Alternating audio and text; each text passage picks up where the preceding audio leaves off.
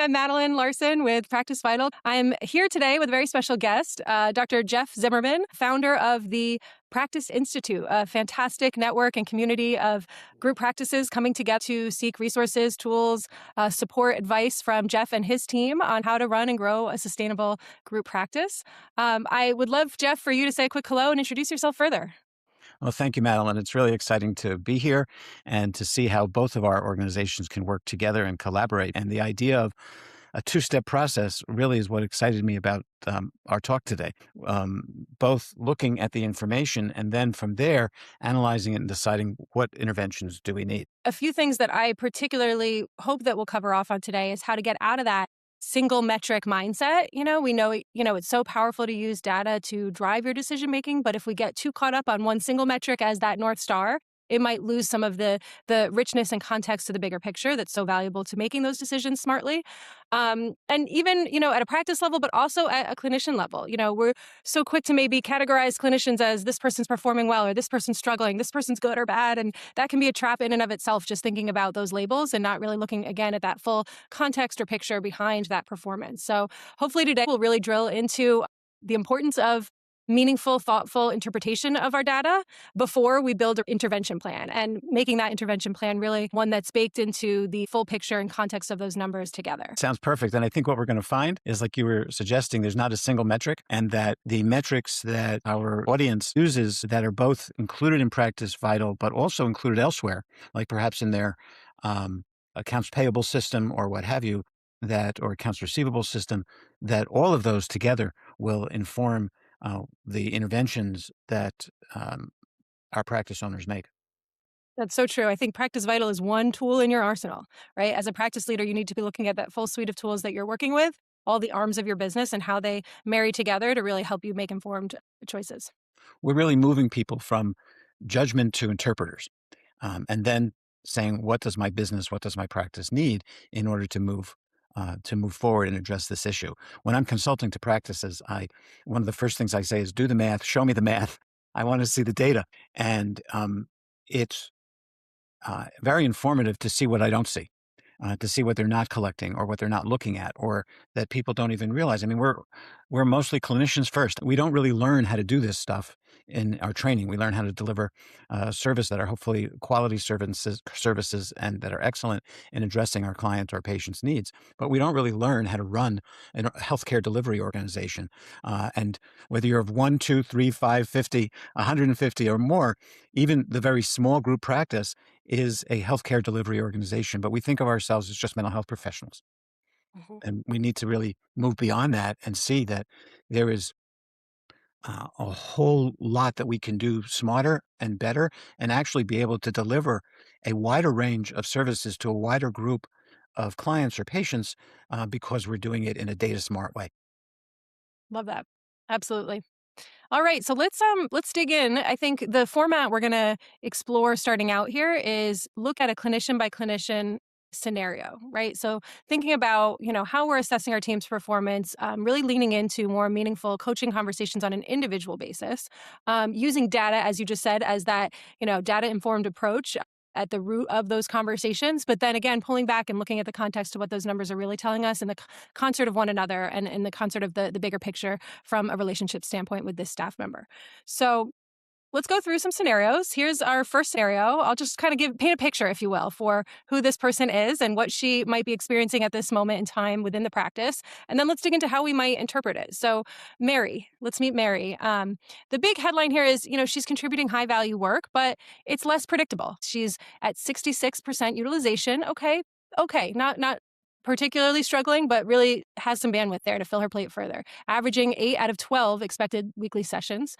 She's strong in retaining her clients when the clients show up, when they attend, although her cancel and rebook rates are not very strong. So what does this tell us about Mary and what we might do to intervene or work with her? So when I look at this, I see her utilization level as not a lack of work ethic. We don't have to be pejorative and judgmental, but she has what we could call a sort of reliability tax, Hmm. that she's only billing about two-thirds of the sessions that you expect her to, seeing two-thirds the amount of patients that you expect her to be seeing. In some ways, you could argue she's per hour at 149 average revenue per session when the practice average is 132. In some way, you could say she's the most profitable person we have. But from another standpoint, the practice is losing that premium every time there's a cancellation that's not rebooked in the same week. And I usually think in weeks rather than in days. And if the cancellation is rebooked this week, the patient may then come in again next week if they're being seen weekly anyway for their regular appointment. We need to look here, though, at the cancellation rate, especially between what's patient initiated and what's clinician initiated. Hmm. And we need to see, is there a problem in Mary's ability to build the initial therapeutic alliance? Is there a problem in the intake process? So, this number of the 26% cancellation rate, the 66% utilization rate are really kind of lights that go off on the dashboard in the jumbo jet. And we need to say, well, why is that light going off? So, for example, let's say your intake process is one where the fit of referrals that Mary is getting is not optimal. Perhaps there are a lot of multicultural cases that are outside of her range of multicultural expertise. Um, Perhaps there's clinical cases that she's getting that are really not so quite appropriate for her, and those cases don't last. What a lot of practices would do here is they would just say to Mary, hey, you're low on this 66%. You got to work more hours. And by doing that, she's going to feel pressure. She may not work more hours. And she might say, you know what, if I'm bringing in $149 per session, I could do that at home on Zoom or on another platform. And I can bring in the $149 per session and have less overhead. So I'm out of here. And then what you've done is you've lost on an hourly basis your most productive employee. We don't want to simply ask Mary to work more hours. We may want to help her tighten her cancellation policy, her rebooking workflow, we might want to help her with. If we fix her attendance or her patient's attendance, that might lead to $20 or $30,000 annually on the bottom line.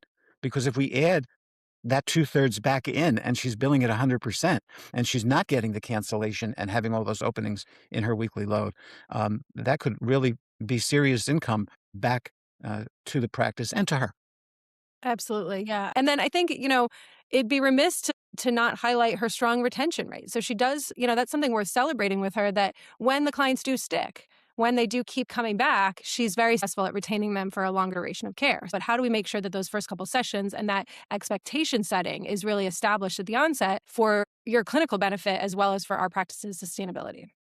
And what most group practices find is losing a clinician and replacing that clinician has a huge negative impact on the cash flow as the person leaves and the cash flow drops and as a new person is coming on before the flow increases, as well as it does on your own workload, Mm-hmm. having to market this change to your referral partners and also having to onboard the new person and deal with all the uh, new contracts for the new person, the new credentialing, and also make sure that ethically the person, it's a real burden to wind up in that position simply because you um, panicked at the Yeah. 66% utilization. Yeah, absolutely. In our clinical work, many of us will celebrate the strengths of our clients, whether it be resilience to dealing with trauma, whether it be small gains they're making on a certain self improvement project, or even data collection, or doing homework for the work you're doing Mhm. with them. And we'll celebrate those small gains. What we tend to do as an employer is we forget all that. We don't use what we know to work in interpersonal relationships. We just say, hey, Mary, you know, yeah, you're bringing in more per hour, but Mary, you're only billing two-thirds of what we expect, and we're Sure. covering that. And hey, and Mhm. then we wonder why Mary shows up late for a session, why she's taking Thursday off because she has a job interview, instead of doing that celebratory work with her and really being a part of a team together to help her and the practice do better. Absolutely. All right, let's move on to our next example here, Dave. Dave, headline is some reliable volume in terms of the work he's doing on a consistent weekly basis, but compressed on the revenue side. So we see his utilization rate is maybe popping even above 100% based on his goal, averaging 26 out of expected 25 weekly sessions. That's great. But we're also seeing that average revenue per session is a bit below what the practice average is. He has a strong to medium cancel rate, a slightly lower cancel rate, and strong client continuity. And retention is both high as well as low churn, indicating consistent engagement. So let's unpack that a little bit further. So in some senses, what may be hard to see is that Dave is feels like our most safest clinician, especially when you compare his reliability in seeing patients to those of Mary. But Dave is really somebody who I'd be very concerned about. He's kind of in the most danger. Hmm. He's at 104% capacity. And if you're paying him on a percentage of collection spaces, he's making the least per hour, yet working hard. Hmm. So he's working the hardest, but you're not paying him. He's not getting paid that compensation since he's subsidizing the practice with his own burnout. So he's working harder. He's generating 104% of what you expect him to generate, which is great. And yet he's on the average making less. He doesn't necessarily need the thank you note that Mary needs. Hmm. He needs a better payer mix. He needs perhaps better collections. And we need to figure out, is it his payer mix? Is it his collection ratio? That is to say, the collected versus what he billed. Do we need to shift him in some way over time towards higher reimbursing cases before he realizes he can make more money with half the stress on his own? Do we maybe need to help him build a niche, which is outside of insurance if he's doing insurance work? Not that he should do it exclusively, but if he replaced over time, probably a relatively small number of insurance based patients with patients that were out of insurance, that might make up the difference here or go a long way to raise that average revenue per session. What I love about this example is it shines a light on someone who's often overlooked in the process of evaluation. And I think, especially when you're in a tool like Practice Vital and you're kind of scrolling through, and we very thoughtfully have used that red, yellow, green color system to cue for where someone is meeting or exceeding expectations. And at first glance, Dave appears to be meeting and exceeding expectations. And sort of, you might just check that box mentally and say, let's move on, and find the people in the red, right? And maybe the people in the red really do require that first, on fire attention for certain reasons, but this is someone that really deserves a second look. And a lot is going well with Dave, but what is the mindset he might be in, and how can we get ahead of some of either that burnout or that risk of losing him to finding a more viable position for himself? And so I think this is just such a great moment to look at this example, because it shows us that even in the green, we might really need to lean into a very thoughtful, proactive intervention plan for someone. Your point, Madeline, about not just quickly going by Dave and saying he's great because he's mostly in the green. We don't Mhm. have much to worry about. Well, maybe we'll worry a little bit about his cancellation rate. But no, he's working with clients who may have to cancel more because of real world stuff. They don't have the flexibility with job or family that maybe other more affluent clients can have. And he's going to have a higher cancellation rate. So we understand that. Let's move on. Mhm. It can really be a big thing that you miss if you're the practice owner. All right. Let's move on to our third scenario here. Lisa. Lisa is stable throughout in many sense, in many metrics that we're looking at here, but seems to have some fragile retention issues that are worth examining. So her utilization is relatively high at 80%, averaging 20 out of 25 expected weekly sessions. Not quite fully there yet, but on track. Her average revenue per session is in line with the practice average. She has relatively stable cancel rates across her sessions, but it's the elevated churn rate and low retention that indicate that there might be an issue regarding a shortened client care duration. So this is where we'll start with Lisa. What are your thoughts, Jeff? Well, employees like Lisa make me think of leaky buckets that you can pour lots of water into the bucket, but 31% is kind of leaking out. And you have to spend more marketing dollars to try to fill her office that she can't keep full. One point I often like to raise is that we're talking about excellence here, but Mhm. we're also talking about excellence in the management of the practice and taking the blood pressure, if you will, and the heart rate of the practice. And here we have a situation where I would wonder, how is her ability to have a clinical alliance and to establish a clinical alliance early on? Are clients trying her out, and then after one, two, three, four visits, opting not to return? There are some practices I consult with where we look at that and they say, our average length of stay is 5 sessions or 6 sessions. And unless they're doing by design short-term interventions, they're doing EAP work, employee assistance program work, or certain kinds of consultations that are by design short-term, maybe rapid testing, brief testing if they're doing psychological assessments, or they're doing some type of meditation training or relaxation training, and once the person's got it, they move on.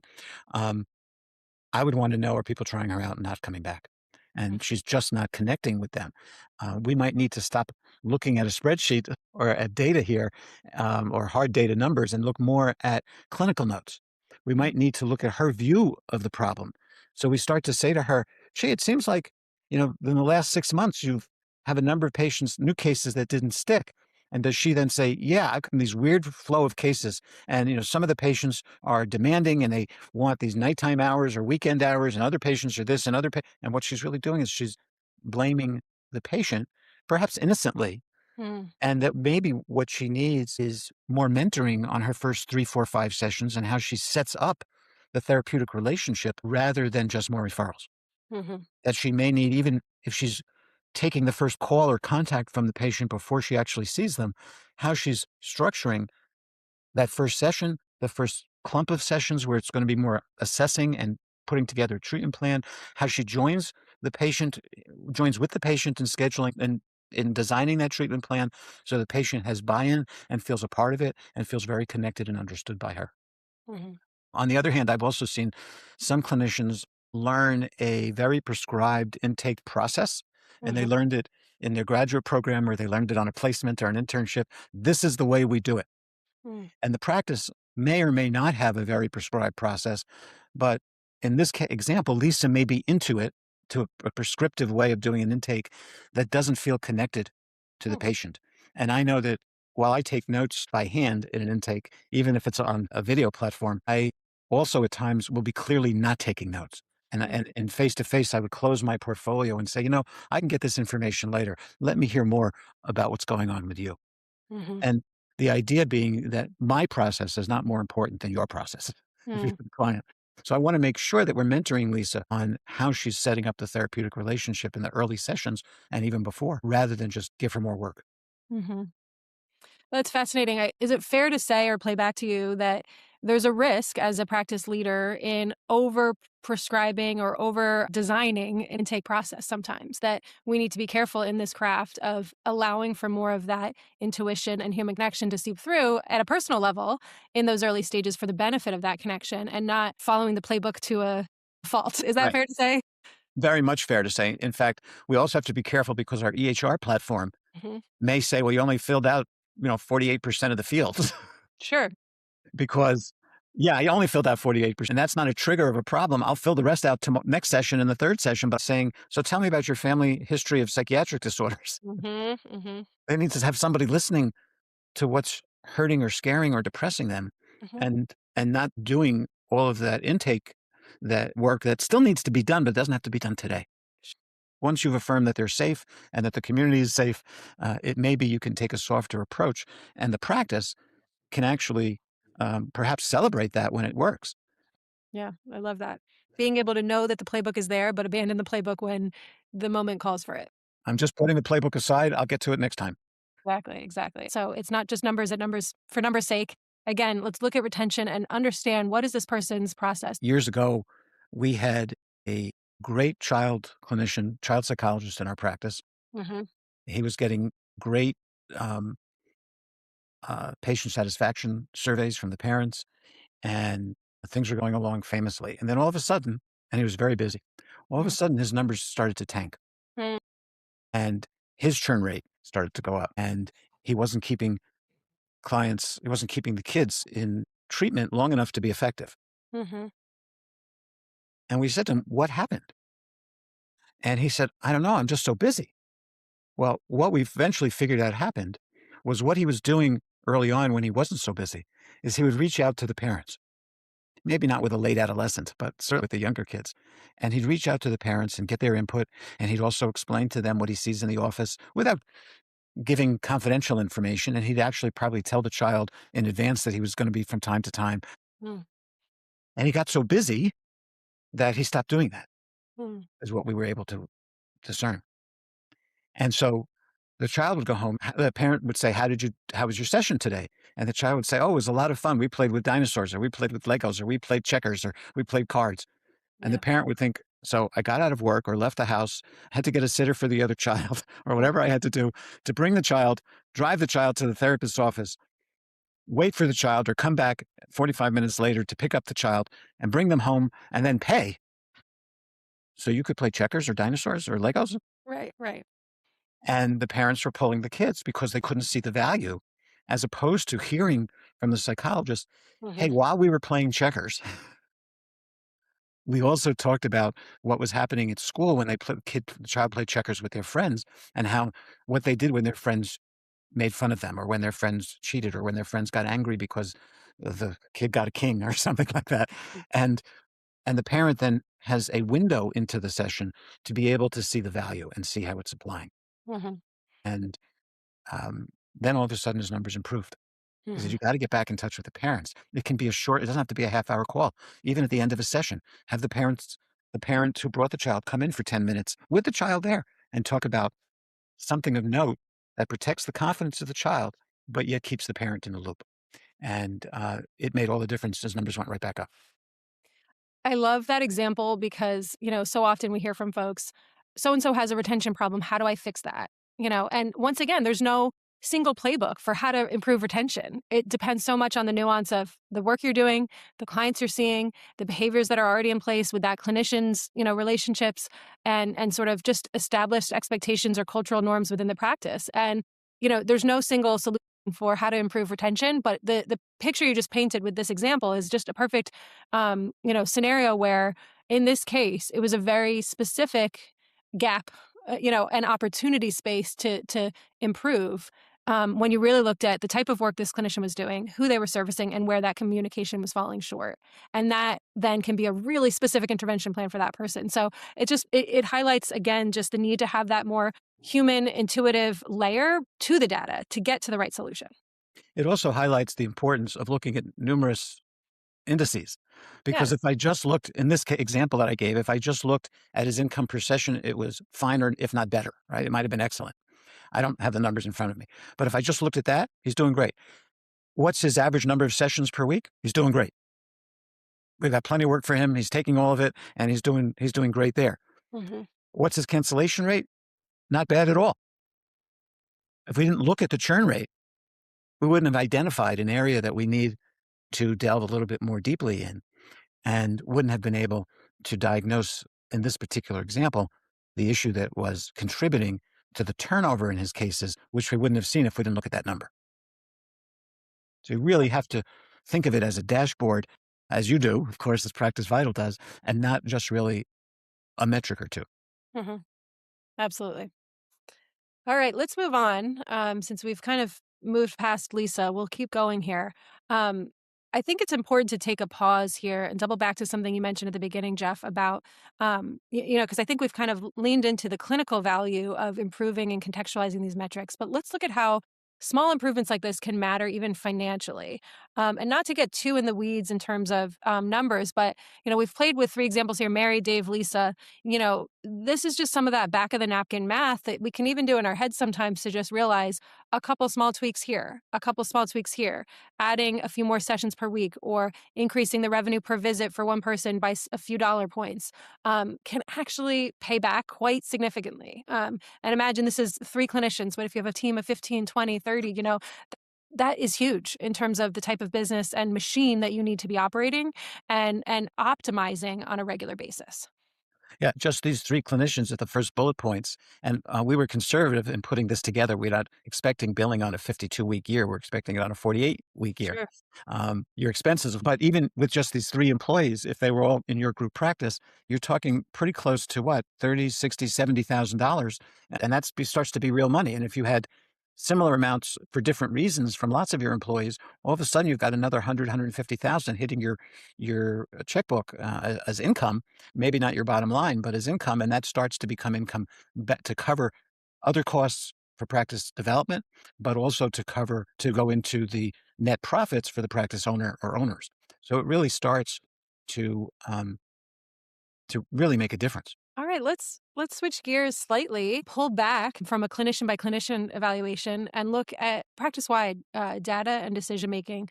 and apply the same principles of contextual analysis and the blending of qualitative and quantitative analysis to the practice level, right? So, again, we have a few scenarios here. First is looking at total practice utilization numbers. So, in this scenario, let's look at month to month total practice utilization over time. At first glance, you might say, "Wow, okay, we're in the 100 to 85 to 93% utilization, pretty high." But what else do we need to consider or look at to fully assess whether we are constrained or occasionally stretched or ready to bring on our next clinician, perhaps? So that's maybe the springboard into this first example.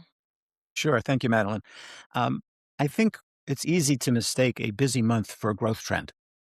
It's also easy to mistake hugging that 100% line, which we're kind of doing. Maybe August we would expect to be low for summer vacations. Maybe February we expect to be low because if we're in a climate that has serious winters, that we get school cancellations and other things and illnesses and what have you. And maybe Thanksgiving in November and the December holidays we expect to be a little off. But really, what we're doing in this practice is we've only hit 100% once, and we've not gone over 100% at all. So, and by the way, if the 100% is those 25 cases a week, that means we're not even hitting 25 cases a week, which means we're not hitting 5 cases a day. And on the average, a full-time equivalent, which may be 2 or 3 part-timers, but a full-time equivalent is only seeing 4+ cases a day.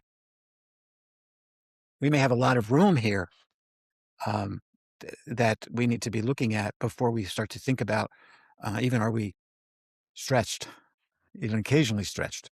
Hmm. Um, and I would want this practice, if I looked at these data, I would want to look at how many referrals are being turned away, which isn't really shown in this slide, but how Hmm. many referrals are being turned away, especially because of lack of availability. Lack of availability can be because of the calendar, but it also can be because of the unique needs of our community and perhaps where as a practice, we're out of alignment with those unique needs. So we have one child person, but we get a ton of child referrals and we're referring those away because clinically we can't handle it. Or Hmm. we're referring cases away because they're asking for nights and weekends, and most of our people work 8 to 5, Monday to Friday. There are practices, by the way, that specifically work one weekend day because they can completely fill that weekend. Many families don't have to worry about child care on the weekend. One parent can stay home with the other kids, and one parent can bring the child. And some of them actually pick Sundays because soccer practice and all the other intramural activities happen on Saturdays. Generally, there may be games on Sundays sometimes, but depending. And Sunday may be an easier day. So they look at reconfiguring that. But even the question of what type of lack of availability is important because you can have that clinical availability. We don't have somebody to see the kids. We can have a problem of availability in terms of evening and weekend hours, or we can have a problem of availability because there's just nobody who can take on this case. So we need to really be understanding that, but to assume that because we're hugging the line, we really are over it, I think would be a decision that could lead you to prematurely expand by hiring more clinicians or prematurely expand by opening another office. Hmm. Also, we should look at is our net income moving? Because hiring a new person adds more overhead. And if we have leaky buckets, as we were talking about earlier, and our net income isn't improving, maybe the issue isn't just expanding to hire a new person.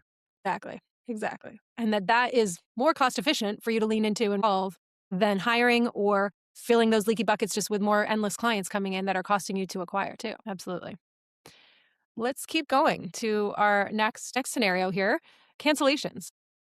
When we look at cancellations, as we know within Practice Vital world, we can unpack those and really dig into what were client advance cancels, what were clinician cancels, certain scenarios where you may have waived the fee, right? And trying to understand the nuance behind a single cancellation rate a little bit more specifically before making that such snap judgment on where the problem might lie. So here's an example where we're seeing cancellation rate quarter by quarter for the total practice, but then unpacking those numbers a little bit more specifically below. Not all cancellations necessarily represent lost demand. It's just more of that process or opportunity for communication improvement in many cases. Yeah, I would also want to, as we'll talk about in the next slide, I would want to look at last year's or maybe the last 2 years' rates as well compared to this year's rates. I'd want to see, are the trends kind of similar? That fourth quarter, the rate is a little bit higher. Are the numbers similar year over year by quarter? Or is there an anomaly either in prior years or this year? Um, I want to look at the cancellation rate and also understand whether these are um, the cancels by clinician, as you can see below, or cancels by the client, and what are the rebooking rates in terms of cases being rebooked in the same week. Mhm. So that would be an important metric to also gather, because you might find that there are times of years or situations that occurred that contribute to the cancellation rate, but the cancellation rate may, to some degree, be an anomaly, or maybe not really an accurate way to view the what's happening in the practice. If 80% of those cancellations rebook in the same week, Mhm. then are you jumping on the cancellation rate as, oh my goodness, we have a problem here, when really you may not? It's amazing how people who say, I have no other time to come in, I might say, for example, we can reschedule for next week. I'll have to charge you because that's our policy for this cancellation. Unless you can find some other time to come in this week, I won't charge you for the cancellation. Mhm. And then they may more readily find that time. And I'm very flexible on when I charge for those cancellations and don't cancel when it's a true emergency for the patient. Um, I might give a warning for the next time, but now it's the next time. Would say, as we talked about a few months ago, I'll need to charge unless we can schedule for sometime later this week. Oh, I can come in on Thursday. Great. Mhm. Perfect. Yeah. I think that's great. I often think of cancellation rate as the red herring of the group a little bit, because there's so much reliance on the nuance of the behavior the clinician is taking with how they're considering that cancellation, whether they're proactively rebooking it. So I do think there is that nuance that needs to apply on a person by person or a practice level. If there's certain standards for how people are expected to rebook or close the loop on cancellations, that might lead you to assess cancellations in and of themselves a little differently. And that might mean you're more accepting of a higher cancel rate if you know if the behavior is there, that they're still closing the loop and getting them back on calendar within a short amount of time. And so that's why that might range quite a bit for practice to practice. But being able to look at that in the context to the other clinicians, and see who's popping compared to others. Is there something different happening there, or compared to the baseline for the practice? I think is part of the assessment here. And so I think there's also, in this example, we're looking at a total practice view, and you mentioned that seasonality component to it. Maybe there is some seasonality to that Q4 pop and cancellations. Should that be something that you then try to resolve, fix, or instead prepare for, and just know that that's part of the reality of the business that we need to buffer for elsewhere in the year or account for in our annual planning exercises? So I would go for more to prepare for and account for. Yeah. So if you are budgeting 48 weeks of income in your actual financial budgeting for the practice, but you actually see that that number for the last 2 years didn't really match what you budgeted. Hmm. Really, you only had 46 and a half weeks worth of budgeted income. So when you took the final amount that came in for the year, Yeah. divided by 46 and a half weeks, yes, that made your budget, but not when you divided by 48 weeks, you were low. Right. So what I might want to do then is say, well, wait a second, then we need to prepare that. We need to accurately budget for that. We also may need to budget for and prepare for the fact that we are doing some expansion clinically in the services we provide. And therefore, we may have gaps because we don't yet have the flow for those referrals. We also may need to budget for the likelihood that we may have clinicians, especially if we have some senior clinicians or clinicians that are at the stage of life where they or their partners are having children, where they Mm. both are, in a sense, having children or adopting kids, and they have young kids. We may need to budget accordingly that they may not be available. They may take a temporary leave of absence, and we may see their numbers go down and come back up again. But we don't know who it's going to be if we have a large practice, but we know we have a number of people in that phase of their life. We Mm. know we have a number of people that are older, more senior clinicians, and in their personal lives, maybe 1 week, a quarter of time off, all inclusive, holidays, vacations, sick time, whatever, is not enough. Mm. And that they're going to be looking to take 6 or 8 weeks off over the course of a year, or they're going to be looking to work part time. Hmm. And that we need to, and it may be a heavy part time, it may be 80%. They want to start working a 4-day week, but that all of that's going to have an impact. Those may not be problems to fix as much as I like the phrase that you used, Madeline, in terms of prepare for it. All right, let's move to our final example here, revenue growth. Very similar in terms of looking at those trends contextually for your practice, not just in isolation in and of themselves, but looking at the session revenue you're bringing in as a practice month over month, quarter over quarter in this example, and being able to understand whether that trend is moving in the right direction, in the wrong direction, whether there's seasonality components here, whether there is a mirage behind those numbers in isolation. And often there are mirages because when we're looking at revenue, we're missing the boat in some respects. While revenue is important from a practice-wide standpoint, the revenue is only part of the equation. The other part of the equation, of course, is our expenses and ultimately the net. So I would look at this and I'd say, it looks like in the last, 6 time periods here, we can see pretty nice growth, and then it's leveling off a little bit in the 7th and 8th time period. But from 3 to 8, it's kind of looking, it's moving in the right direction. So that's great. We should now expand. But again, as we were talking about earlier, what's the net each quarter?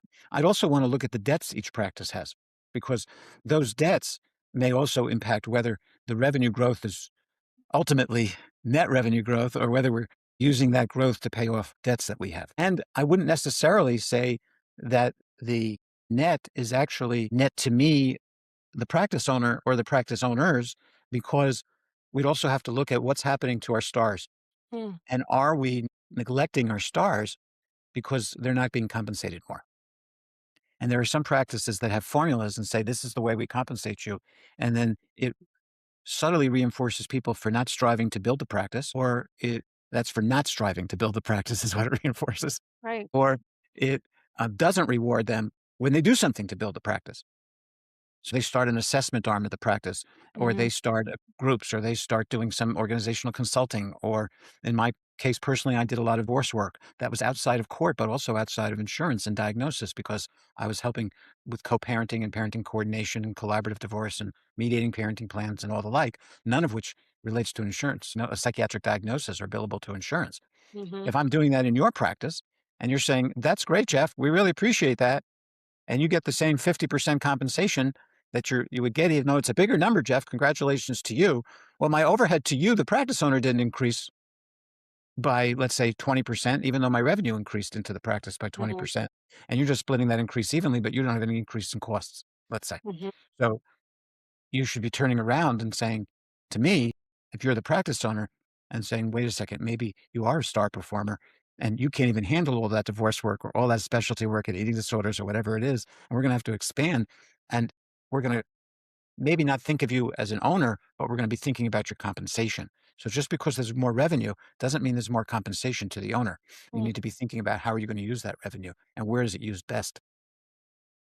I love that in terms of that growth mindset, revenue, where are you reinvesting in the practice? Where are you reinvesting in your people or yourself as a leader? How do you contextualize revenue into growth in a way that feels meaningful and value based for where you want the practice to go? Mhm. Absolutely. That's great. We've really covered off on some of the core constructive ways in which data can be a conversation starter, not a verdict. I love this phrase because I think, we as Practice Vital just lean into the philosophy of building data-driven practices. And it's so important to round out that mindset with the need to bring context and conversation and humanity to the data-driven approach to make sure we're looking at the full picture and using that yin yang of our decision making powers, both qualitative and quantitative, to paint a picture for practice in a meaningful, thoughtful way where data can be sort of at the epicenter of that, but not the verdict, if you will. So I think this conversation in and of itself has really opened up my mindset for how to bring that flavor of balance to those numbers, but also hopefully others watching and participating in this conversation from home can learn from that exercise in and of itself for how to use Practice Vital as that springboard into the bigger conversation. Yeah, the data, what you're saying, Madeline, is that the data doesn't really tell you what to do. It tells you where to look. Yeah. And when you focus on all the elements of your system, not just the person, not just the clinician, you stop being a micromanager when you focus on the elements of your whole system. Um, and you start to become a leader of a small healthcare delivery system. Hmm. And that's really where, we also help at the Practice Institute in terms of taking these data and saying, so now what? We Hmm. don't want to jump on one of the first 3 employees, or we don't want to just jump on the fourth quarter on the slide where we see something change in the fourth quarter, or we don't want to just jump and expand the practice. Wait a second. We need to really look holistically at what are these numbers telling us, interpreting the numbers, and then coming up with a thoughtful action plan designed to address what you are gleaning from the numbers and the hypotheses that they raise. Mhm. That's absolutely right. So, just to drive home a few key takeaways, we're looking for patterns, not moments in isolation. We're interpreting combinations of metrics, not single metrics in and of themselves, and building coaching systems that put the human and the people at the core of that system, not just the numbers in and of themselves, and translating that insight that we gather into more supportive, motivational systems for within the practice. I was thinking about a practice that many years ago wanted to hire me to join their practice. And I said, tell me about the peer consultation that you offer clinicians. Tell me about metrics. Tell me, and the owner of the practice said, and they had probably 20, 25 people in their clinicians in their practice at that time. And they said to me, I don't worry about all that. I just hire good people Mm, and I don't have to worry about that. And I'm thinking, really? All three of the people that we saw here are good employees. We yeah, weren't making the assumption that they weren't. right. But yet, who's captaining the ship? Mhm, Who's flying the plane? And mhm, that's why, you know, practice vital is so important because there is somebody that has their eye on the instrument panel, mhm. not just on serving coffee in the cabin Not flying blind, right. or flying blind or just hiring good pilots and having them fly blind. Try to be a pilot in the fog. Doesn't work too well Mhm, unless you use your instruments. And then mhm. what you're offering is the instrument panel and how wonderful that is. And then also combined, what we both offer then combined is how do we then, what we're talking about today is how do we interpret what's on the panel and how do we use that to fine tune what's happening in your practice? So together, that can be a wonderful system. And especially as life is getting more and more complicated and the numbers are flying around. And as you're trying to run a practice, as your practice grows and you're busy signing a lease for a second or a third office and you're recruiting two or three more people and it gets busier and busier. And oh, by the way, you're still seeing clients or patients. It's getting busier and busier. Tools like what you get here and what we're talking about today can be so important to help you do a much better job at running the practice, being happy yourself, and also maybe even taking a few more dollars for your own personal life. Thank you. And I'll invite those that would like to reach out to Jeff following this conversation for more information or to learn more about the work you're doing at the Practice Institute to please do so via the email here. And again, Jeff, thank you for your time. Thank you for your insight and wisdom in how you advise practices to continue to grow thoughtfully with the mix of that data led approach, but the humanity you bring to that communication as well. So thank you so much. Thank you, Madeline. It's been a pleasure. Wonderful.